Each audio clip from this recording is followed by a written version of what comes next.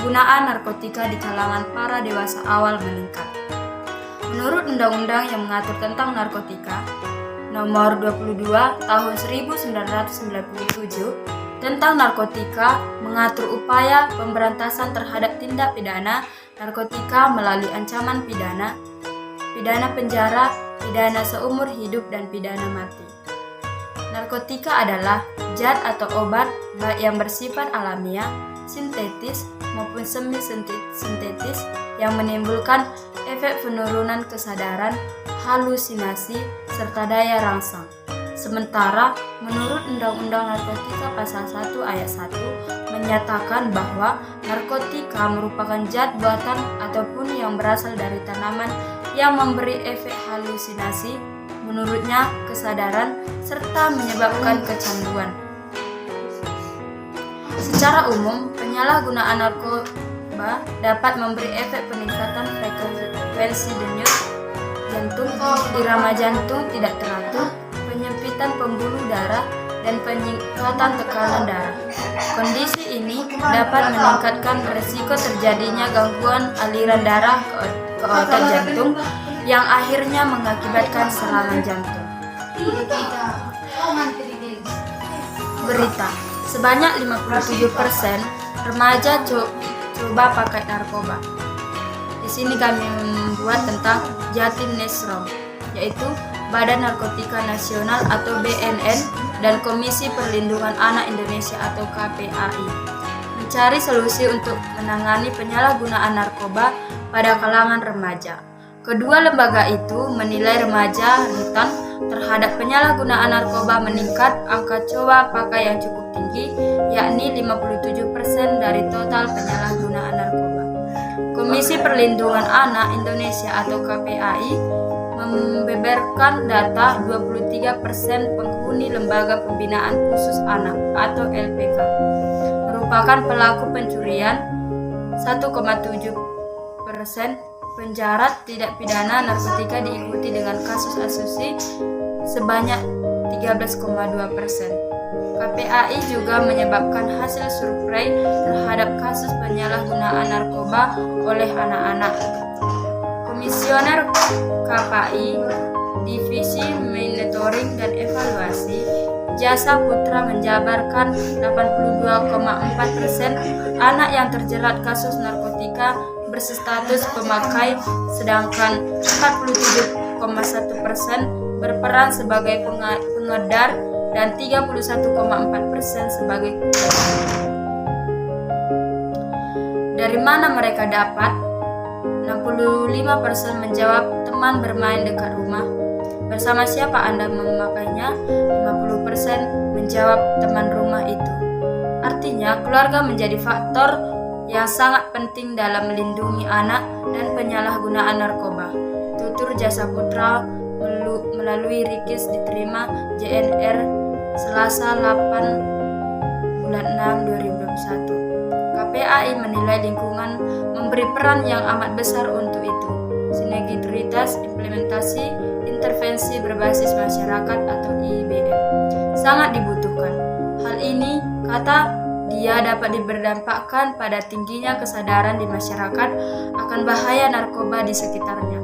Keterlibatan kami dalam diskusi ini merupakan bentuk sinergitas dalam penanganan penyalahgunaan narkoba di lingkungan remaja. Hal ini sesuai dengan tugas KPAI yang berkewajiban menentukan, mengevaluasi, dan melaporkan pelaksanaan sistem pengadilan pidana anak. Tutur Jasa Putra. Kasubdit Fasilitas Rehabilitasi Instansi Pemerintah Ditpl RIP Sri Bardiati memaparkan 57% atau sekitar 3,4 juta penyalahguna coba pakai didominasi oleh remaja. Polwan berpangkat kombes itu menilai penting bagi negara segera mencari solusi atas permasalahan yang tengah melanda generasi muda Indonesia. Hanya 15% penyalahguna narkoba yang menjadi pecandu, 57% adalah coba pakai, dan 27% rekreasional. Penyalahguna coba pakai dan rekreasional ini yang harus kita sentuh. Hulunya ini yang harus kita tangani. Jangan sampai mereka jadi pecandu, ujar Sri Bardiati. Diskusi panjang ini menelurkan beberapa rekomendasi, salah satunya rencana pembentukan sistem bersama pencegahan penyalahgunaan narkoba bagi remaja. Masyarakat juga akan dilibatkan untuk melakukan pencegahan dan penanganan penyalahgunaan narkoba secara mandiri di lingkungannya masing-masing.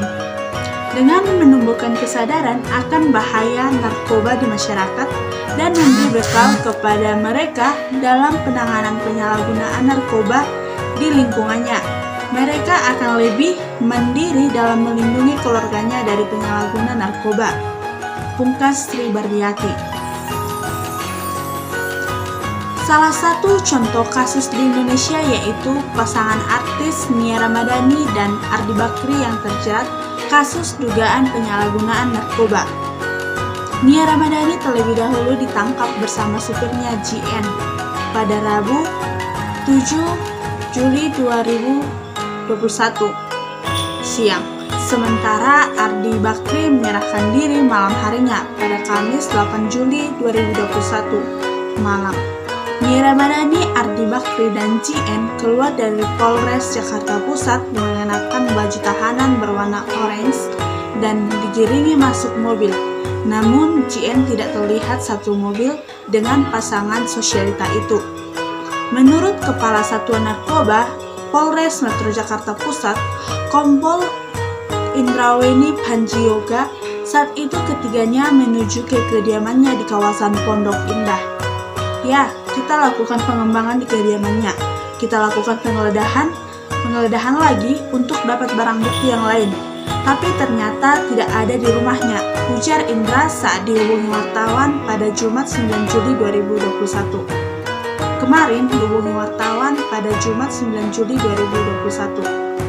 Kemarin, 2 hari setelah penangkapan, mereka bertiga masih menjalani pemeriksaan di Polres Jakarta Pusat.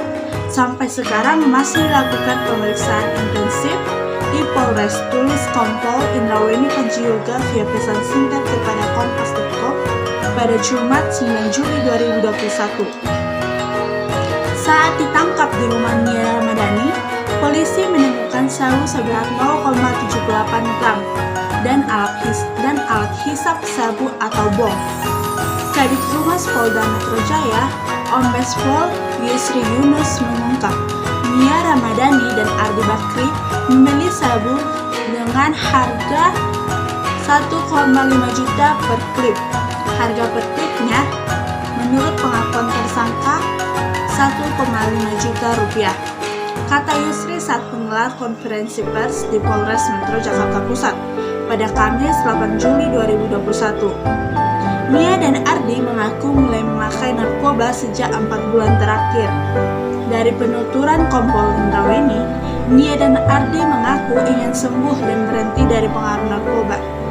Ya, mereka yang jelas berdua ingin sembuh dan ingin berhenti begitu, ujar Kompol Indraweni saat dihubungi wartawan pada Jumat 9 Juli 2021. Kompol Indraweni Panjioga juga buka suara soal kemungkinan rehabilitas untuk Nia Ramadhani dan Ardi Bakri.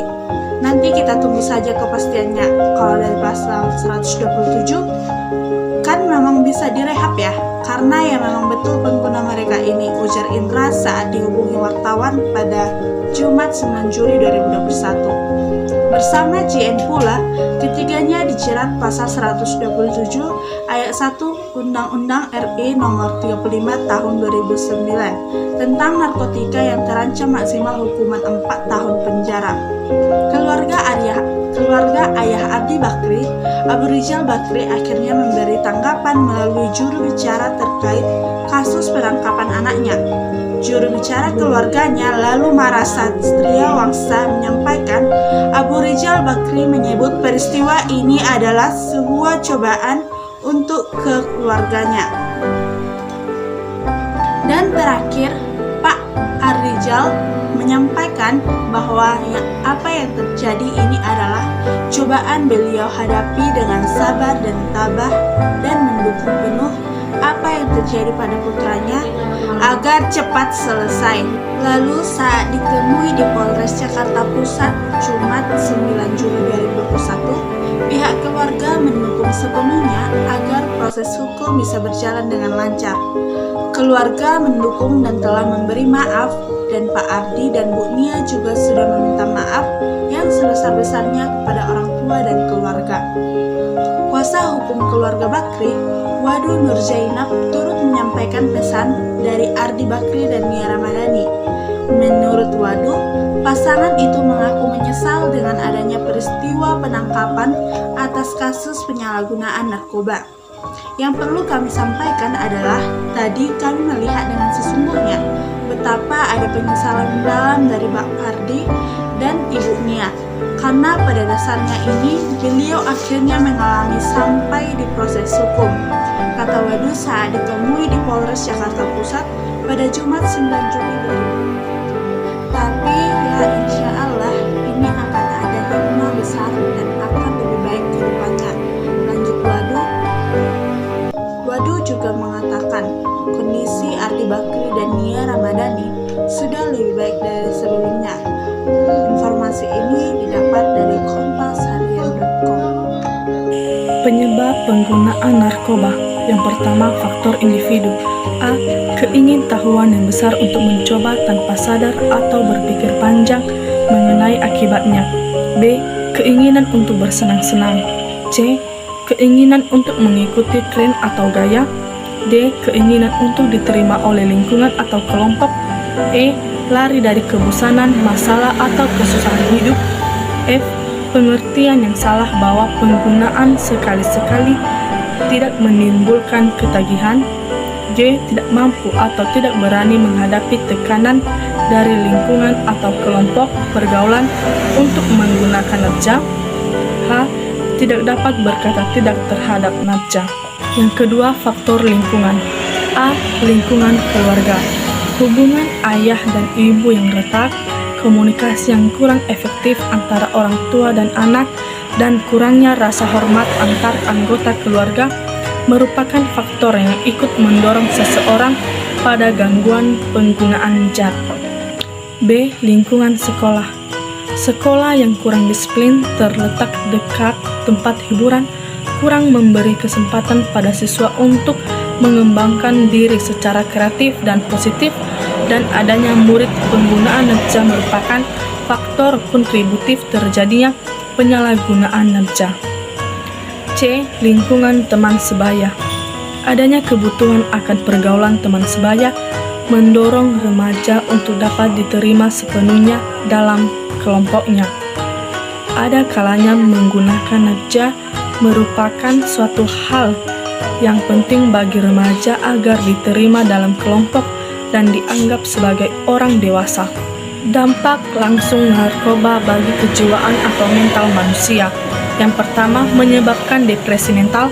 Kedua, menyebabkan gangguan jiwa berat atau psikotik. Ketiga, menyebabkan bunuh diri. Keempat, menyebabkan melakukan tindak kejahatan, kekerasan, dan pengerusakan. Kelima, akan mengalami sakit penyakit yang parah jika berlangsung lama. Dampak tidak langsung narkoba yang disalahgunakan. Yang pertama, akan banyak uang yang dibutuhkan untuk penyembuhan dan perawatan kesehatan pecandu jika tubuhnya rusak, digerogoti zat beracun. Kedua, dikucilkan dalam masyarakat dan pergaulan orang baik-baik. Selain itu, biasanya tukang candu narkoba akan bersikap antisosial. Keluarga akan malu besar karena punya anggota keluarga yang memakai zat terlarang. 4. Kesempatan belajar hilang dan mungkin dapat dikeluarkan dari sekolah atau perguruan tinggi alias DO atau drop out. 5. Tidak dipercayai lagi oleh orang lain karena umumnya pecandu narkoba akan gemar berbohong dan melakukan tindak kriminal. 6. Dosa akan bertambah karena lupa akan kewajiban Tuhan serta menjalani kehidupan yang dilarang oleh ajaran agamanya. 7. Bisa dijebloskan ke dalam tembok derita atau penjara yang sangat menyiksa lahir batin. Materi selanjutnya yaitu perubahan fisik Nia Ramadhani dan Ardi Bakri selama direhabilitasi. Berikut kami tampilkan dalam video presentasi kami ini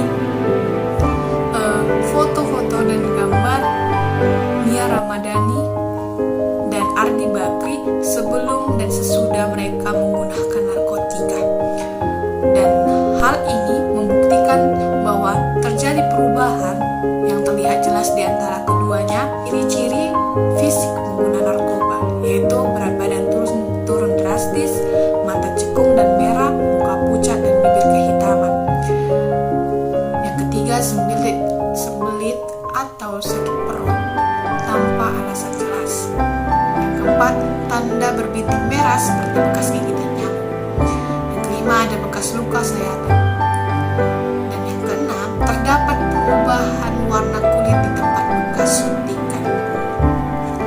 Lalu, bagaimana upaya atau kebijakan pemerintah dalam mengurangi peredaran narkoba di Indonesia?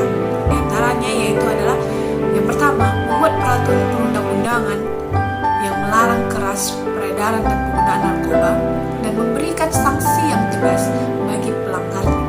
Yang kedua, membentuk BNN atau Badan Narkotika Nasional yang memiliki wewenang untuk memberantas penggunaan narkoba beserta pengedarnya agar menjadikan negara Indonesia bebas dari narkoba. Yang ketiga, memberikan sosialisasi baik di lingkungan masyarakat maupun sekolah tentang bahaya narkoba.